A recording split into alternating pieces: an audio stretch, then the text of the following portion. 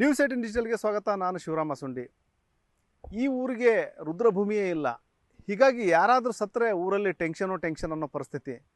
ಉಳ್ಳವರು ತಮ್ಮ ಹೊಲಗಳಲ್ಲೇ ತಮ್ಮ ಯಾರು ಮೃತಪಟ್ಟಿರ್ತಾರೆ ಅವರ ಅಂತ್ಯಕ್ರಿಯೆ ನೆರವೇರಿಸುವಂಥ ಪದ್ಧತಿ ಇದೆ. ಆದರೆ ಏನು ದಲಿತರಿರಲಿ ಅಥವಾ ತಳವರ್ಗದವ್ರಿಗೆ ಈ ಒಂದು ಅಂತ್ಯಕ್ರಿಯೆನೇ ಅದೊಂದು ದೊಡ್ಡ ಸಮಸ್ಯೆಯಾಗಿ ಮಾರ್ಪಟ್ಟಿದೆ.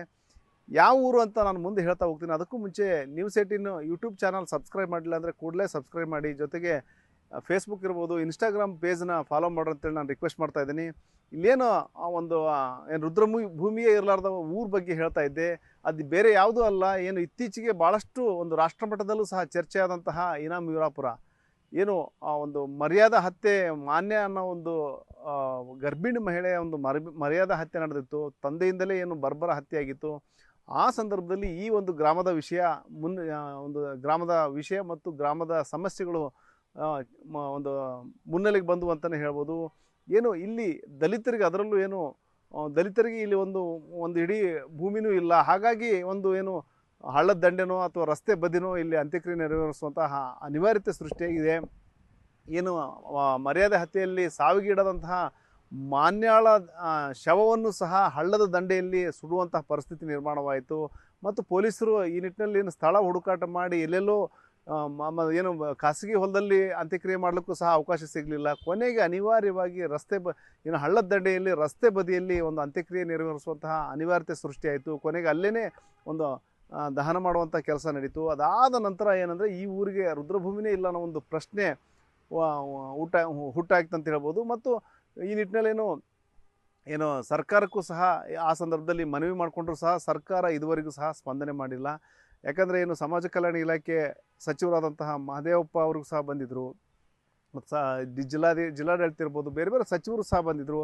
ಎಲ್ಲರೂ ಬಂದಂಥ ಸಂದರ್ಭದಲ್ಲಿ ಅವ್ರಿಗೆ ಒಂದು ಗ್ರಾಮಸ್ಥರು ಇರಲಿ ಮತ್ತು ದಲಿತರು ಇರಲಿ, ಒಂದು ದಲಿತ ಸಂಘಟನೆಗಳಿರಲಿ, ಒಂದು ಏನು ಮನವಿ ಮಾಡಿದ್ವು. ಇಲ್ಲೇನೋ ರುದ್ರಭೂಮಿ ವ್ಯವಸ್ಥೆ ಮಾಡಿ ಕನಿಷ್ಠ ಒಂದು 5 ಎಕರೆ ಒಂದು ರುದ್ರಭೂಮಿ ವ್ಯವಸ್ಥೆ ಮಾಡೋದ್ರಲ್ಲೇ ಎಲ್ರಿಗೂ ಅನುಕೂಲ ಆಗುತ್ತೆ ಅನ್ನೋ ಒಂದು ಮನವಿ ಮಾಡಿದರು. ಆದರೆ ಇದುವರೆಗೂ ಸಹ ಸ್ಪಂದನೆ ಸಿಕ್ಕಿಲ್ಲ. ಈ ಒಂದು ಸುಮಾರು ಈ ಒಂದು ಇನಾಮ್ ವೀರಾಪುರದ ಬಗ್ಗೆ ಏನು ಹೇಳ್ತಾ ಇದ್ದಲ್ಲ, ಅಲ್ಲಿ ಒಂದು 100 ಮನೆಗಳಷ್ಟಿದ್ದಾವೆ. ಅದರಲ್ಲಿ 7-8 ದಲಿತರ ಮನೆಗಳಿದ್ದಾವೆ. ಉಳಿದಂತೆ ಏನು ಬೇರೆ ಬೇರೆ ಸಮುದಾಯದ ಮುಸ್ಲಿಮ್ ಇರ್ಬೋದು, ಲಿಂಗಾಯತರು ಇರ್ಬೋದು, ಬೇರೆ ಬೇರೆ ಸಮುದಾಯದ ಎಲ್ಲ ವರ್ಗದ ಜನನೂ ಸಹ ಈ ಗ್ರಾಮದಲ್ಲಿದ್ದಾರೆ. ಆದರೆ ಇವ್ರು ಯಾರಿಗೂ ಸಹ ಒಂದು ಅಂತ್ಯಕ್ರಿಯೆ ಮಾಡಲಿಕ್ಕೆ ಒಂದು ರುದ್ರಭೂಮಿ ಇಲ್ಲ ಅನ್ನೋದನ್ನೇ ಒಂದು ವಿಚಿತ್ರ ಅಂತ ಹೇಳ್ಬೋದು. ಸಾಮಾನ್ಯವಾಗಿ ಏನು ಊರು ಅಂದ ಕೂಡಲೇ ದೇವಸ್ಥಾನಗಳು ಇರ್ತವೆ, ಜೊತೆಗೆ ರುದ್ರಭೂಮಿನೂ ಇರೋದು ಅನಿವಾರ್ಯ. ಸತ್ತರೆ ಅಲ್ಲೇನು ಅಂತ್ಯಕ್ರಿಯೆ ಮಾಡಲಿಕ್ಕೆ ಒಂದಷ್ಟು ಏನು 3x6 ಅಡಿ ಅಂತ ನಾವೇನು ಹೇಳ್ತೀವಿ, ಅಷ್ಟು ಜಾಗ ಆದರೂ ಬೇಕಾಗುತ್ತೆ. ಆದರೆ ಆ ಜಾಗನೂ ಇರಲಾರ್ದಂಥ ಪರಿಸ್ಥಿತಿ ಈ ಗ್ರಾಮದಲ್ಲಿದೆ. ಹೀಗಾಗಿ ಯಾರೇ ಸತ್ರೂ, ಅಂದರೆ ಒಂದು ಕಡೆ ದಲಿತರು ಸತ್ತರೆ ಅದು ಒಂದು ಪರಿಸ್ಥಿತಿ, ಮತ್ತೊಂದು ಕಡೆ ಬೇರೆ ವರ್ಗದ ಸಮುದಾಯದವರು ಸತ್ತರೂ ಸಹ ಅದು ಒಂಥರ ಪರಿಸ್ಥಿತಿ. ಯಾಕಂದರೆ ಈಗೇನು ಮೇಲ್ವರ್ಗದವರು ಒಂದಷ್ಟು ತಮ್ಮ ಹೊಲಗಳಲ್ಲೇ, ಅಂದರೆ ಇಲ್ಲೇನು ತಮ್ಮ ಹೊಲಗಳಲ್ಲೇ ಅಂತ್ಯಕ್ರಿಯೆ ಮಾಡುವಂತಹ ಪದ್ಧತಿನ ಇಟ್ಕೊಂಡಿದ್ದಾರೆ. ಈ ಹಿಂದಿಂದ್ರೆ ನಮಗೆ ಪ್ರತ್ಯೇಕವಾಗಿ ರುದ್ರಭೂಮಿ ಅಂತೂ ಇಲ್ಲ ಸರ. ನಾವು ನಮ್ಮ ಸ್ವಂತ ಜಮೀನು, ನಮ್ಮ ಸ್ವಂತ ಹಿತ್ತಲ ಇವೇನು ಇರ್ತಾವಲ್ಲ ಅದ್ರೊಳಗೆ ನಾವು ನಮ್ಮ ಹಿರಿಯರನ್ನ ಮಾಡ್ಕೊತ ಬಂದೇವಿ. ಒಂದು 7-8 ಮಂದಿ ತನಕ ಸರ್ ನಮ್ಮ ಸಮಾಜದವು. ನಾವು ನಮ್ಮ ಜಾಗದೊಳಗೆ ಮಾಡ್ಕೊತೇವೆ ರೀ. ಆಮೇಲೆ ಹೊಲ ಗಿಲ ಸಮೀಪ ಇದ್ದವರು ನಮ್ಮ ಸಮಾಜದವರು ಅವ್ರವ್ರ ಹೊಲದಾಗ ಮಾಡ್ಕೊತಾರೆ ಸರ್. ಇಲ್ಲ ಅಂತಂದ್ರೆ ತಮ್ಮ ಜಾಗದೊಳಗೆ ಮಾಡ್ಕೊಳ್ಳಿ ಸರ್. ಇಲ್ಲ ಅಂತಂದ್ರೆ ಅಲ್ಲಿ ಹಳ್ಳದ ಕಡೆಗೆ ಹೋಗಿ, ಈಗ ನಮ್ಮ ಸೊಸೆಯನ್ನು ಇದು ಮಾಡ್ಯಾರಲ್ಲ ಸರ್, ಅಲ್ಲಿ ಹೋಗಿ ಇದು ಮಾಡಿದ್ರು ಸರ್. ಅಷ್ಟು ಬಿಟ್ಟರೆ ಏನೈತ್ರಿ ಅಂದ್ರೆ, ಈ ಒಂದು ವಿಚಾರದಾಗ ಮೊನ್ನೆ ನಮ್ಮ ಸೊಸೆ ತೀರ್ಕೊಂಡಾಗ್ರಿ ಭಾಳ ಈ ಪೊಲೀಸ್ ಸಿಬ್ಬಂದಿಯವರು ಆಗಿರಲಿ, ಇವರೆಲ್ಲ ಕೂಡ್ಕೊಂಡು ಅದೊಂದು ಜಾಗ ಅಲ್ಲಿ ಫಿಕ್ಸ್ ಮಾಡಿ ಆ ಜಾಗದೊಳಗೆ ನಮ್ಮ ಸೊಸೆಯನ್ನು ಅಂತ್ಯಕ್ರಿಯೆ ಮಾಡ್ಯಾರ ಸರ್. ಅಂದರೆ ಬೇರೆ ನಿಮಗೆ ಜಾಗ ಇಲ್ಲ ಸರ್, ಇಲ್ಲ ಪ್ರತ್ಯೇಕವಾಗಿ ನಮ್ಮ ಜಾಗ ಇಲ್ಲ ಸರ್. ಹಾಂ ಸರ್. ಈ ಪರದಾಡೋದು ಪರಿಸ್ಥಿತಿ ಏನಾರು ಯಾರನ್ನು ತೀರ್ಕೊಡು ಪರದಾಡೋದ್ರಿ ಸರ್, ಮತ್ತೆ ಏನು ಮಾಡೋಕ್ಕಾಗಲ್ಲ ರೀ. ಅಷ್ಟೊಂದು ಇದೈತಿ ಸರ್ ಇಲ್ಲಿ. ಆಮೇಲೆ ಬೇರೆ ಯಾರ್ದಾರ ಹೊಲ್ದಾಗ ಹೋಗಿ ಮಾಡ್ಬೇಕಂತಂದ್ರೆ ಅವ್ರು ಯಾಕೆ ಮಾಡಿಸ್ಕೊಡ್ತಾರೆ ರೀ. ಇಲ್ಲ ಪೀಕ್ ಇರ್ತಾವೆ ಸರ್, ಹಿಂಗೆಲ್ಲ ಮಾಡಿಬಿಡೋದಿಲ್ಲ ಸರ್. ಮಾಡಬೇಡ ರೋಡ್ ಪಕ್ಕಕ್ಕೆ ಮಾಡೋದು ಸರ್. ಹಳ್ಳ ಅಥವಾ ರೋಡ್ ಪಕ್ಕಕ್ಕೆ ರೀ. ಸತ್ರ ಎಲ್ಲರ ಹಳ್ಳದಾಗ ಅಲ್ಲಿ ಇಲ್ಲಿ ಖಾಲಿ ಜಾಗದಾಗ ಒಗಿತಾರ್ರಿ. ಅದು ನಮಗೆ ಸಮಸ್ಯೆ ಐತ್ರಿ. ಎಲ್ಲರ ಸ್ಮಶಾನ ಗಟ್ಟಿ ವ್ಯವಸ್ಥೆ ಮಾಡಿದ್ರೆ ಚಲೋ ರೀ. ನಮಗೆ ಭಾಳ ತೊಂದ್ರೆ ಆಕತ್ರಿ. ಇಲ್ಲಿ ಎಲ್ಲರ ಸತ್ರ ಕೆಟ್ರೆ ಭಾಳ ಸಮಸ್ಯೆ ಐತ್ರಿ. ರೋಡ್ ಸೈಡ್ ಇದು ಮಾಡ್ತಾರೆ. ರೋಡ್ ಸೈಡ್ ಮಾಡ್ತಾರ್ರಿ. ಎಲ್ಲಿ ಖಾಲಿ ಜಾಗ ಐತೆ ಹಳ್ಳದ ಬದಿಗೆ ಮಾಡ್ತಾರ್ರಿ. ಎಲ್ಲಿ ಖಾಲಿ ಜಾಗ ಇರ್ತೈತಿ ಅಲ್ಲಿ ಮಾಡ್ತಾರ್ರಿ. ಮಸಾನಗಟ್ಟಿದ ಸಮಸ್ಯೆ ರೀ ಇಲ್ಲಿ. ಈಗ ಏನೋ ಸರ್ಕಾರ ಏನಾದ್ರು ಮನವಿ ಮಾಡಿದ್ರ? ಮಾಡಿಲ್ರಿ ಇಲ್ಲಿ ಮಠ. ಇನ್ಮ್ಯಾಗ ಮಾಡ್ರಿ ಅಂತ ಕೇಳ್ಕೊಳ್ಳೋದ್ರಿ ನಿಮ್ಮನ್ನ, ಗೌರ್ಮೆಂಟ್ನವ್ರನ್ನ. ಯಾಕಂದ್ರೆ ರುದ್ರಭೂಮಿನೇ ಇಲ್ಲದೆ ಇರೋದ್ರಿಂದಾಗಿ ಯಾರಾದರೂ ಮನೆಯಲ್ಲಿ ಸತ್ತಾರೆ ಅವರು ಹೊಲದಲ್ಲಿನೇ ಅಂತ್ಯಕ್ರಿಯೆ ಮಾಡುವಂತಹ ಒಂದು ಸಂಪ್ರದಾಯನ ಹುಟ್ಟಾಕೊಂಡಿದ್ದಾರೆ. ಆದರೆ ಇಲ್ಲಿ ಸಮಸ್ಯೆ ಇರೋದು ದಲಿತರದ್ದು. ಇಲ್ಲಿ ಏನು ದಲಿತರು ಎಲ್ಲ ಕೂಲಿನಲ್ಲಿ ಮಾಡಿ ಜೀವನ ಮಾಡುವಂಥವರಾಗಿದ್ದಾರೆ. ಅವರಿಗೆ ಏನಂದರೆ ಇಲ್ಲಿ ಏನು ಯಾವುದೇ ರೀತಿಯ ಒಂದು ಭೂಮಿ ಇಲ್ಲ. ಈ ಸಂದರ್ಭದಲ್ಲಿ ಈ ಪರಿಸ್ಥಿತಿ ಹೀಗಿರಬೇಕಾದ್ರೆ ಅವರು ಅಂತ್ಯಕ್ರಿಯೆ ಎಲ್ಲಿ ಮಾಡ್ಬೇಕನ್ನೋ ಒಂದು ಪ್ರಶ್ನೆ, ಮತ್ತು ಏನು ಬೇರೆಯವರು ಹೊಲದಲ್ಲಿ ಹೋಗಿ ಅಂತ್ಯಕ್ರಿಯೆ ಮಾಡಲಿಕ್ಕೆ ಆಗಲ್ಲ.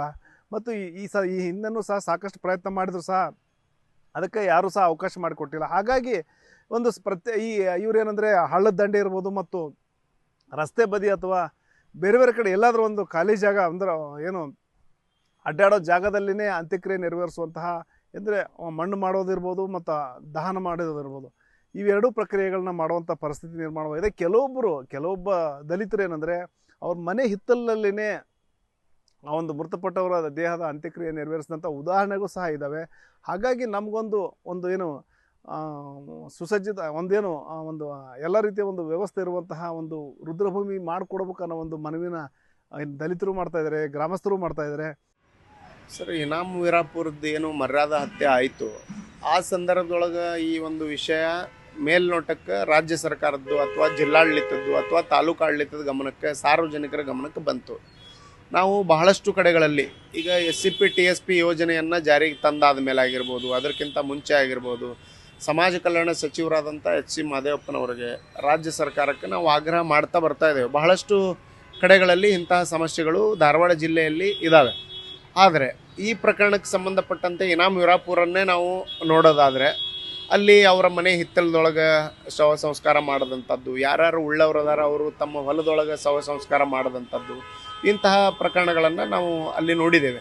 ಇದೇ ಮಾದರಿಯ ಪ್ರಕರಣಗಳು ಧಾರವಾಡ ಜಿಲ್ಲೆಯ ವಿವಿಧ ಭಾಗಗಳಲ್ಲಿ ಇರೋದರಿಂದ ಇಂತಹ ಸಾರ್ವಜನಿಕ ಸ್ಮಶಾನ ಭೂಮಿಯನ್ನು ರಾಜ್ಯ ಸರ್ಕಾರ ಅಲ್ಲಿ ಒದಗಿಸಿಕೊಡುವಂಥ ಕೆಲಸ ಮಾಡಬೇಕಾಗಿರೋದು ಬಹಳಷ್ಟು ಪ್ರಮುಖವಾದಂಥ ವಿಷಯ ಆಗಿದೆ. ಯಾಕಂತಂದ್ರೆ ಸತ್ತ ಮೇಲಾದ್ರೂ ಸಹಿತ ಭೂಮಿಯ ಗೌರವ ಸಿಗಲಿ, ಶವ ಸಂಸ್ಕಾರಕ್ಕಾದರೂ ಒಂದು ನ್ಯಾಯಯುತವಾದಂಥ ಗೌರವ ಸಿಗಲಿ ಅನ್ನುವಂಥ ನಿಟ್ಟಿನೊಳಗೆ ಇದನ್ನು ಇವತ್ತು ರಾಜ್ಯ ಸರ್ಕಾರಕ್ಕೆ ಆಗ್ರಹ ಮಾಡಬೇಕಾಗ್ತದೆ.